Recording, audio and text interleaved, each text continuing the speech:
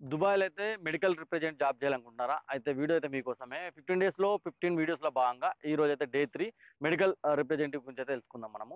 So, medical రిప్ చేయాలనుకుంటే ఖచ్చితంగా ఏదైనా degree bachelor degree in pharmacy ఉండాలా? లేకుంటే సైన్స్‌కు సంబంధించిన రిలేటెడ్ డిగ్రీ అయితే ఖచ్చితంగా కావాలా?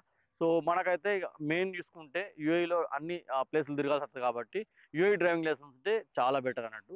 దాంతో పాటయితే మనకు సేల్స్‌లో కొద్దిగా ఎక్స్‌పీరియన్స్ ఉండాలా. అండ్ బేసిక్ మెడికల్ నాలెడ్జ్ అయితే కంపల్సరీ కావాలా. సో, దాంతో పాటుగా మెయిన్‌లో అయితే మంచి కమ్యూనికేషన్ స్కిల్ ఉండాలా. ఇంగ్లీషు అండ్ అదర్ లాంగ్వేజ్ వస్తే ఇంకా బెటర్ అన్నట్టు. మెడికల్ రిప్రజెంటేటివ్ సాలరీ తీసుకుంటే మనకైతే స్టార్టింగ్ అయితే 4000, 5000 స్టార్ట్ అయితది. Plus incentives ఇస్తారన్నట్టు. సో, కొన్ని కంపెనీలు అయితే ఎక్కువ ఇస్తాయి. ఇక మిడ్ లెవెల్ అని చూసుకుంటే మాత్రం ఒక 8000-10,000 ఇస్తారు. Plus incentives ఉంటాయన్నట్టు.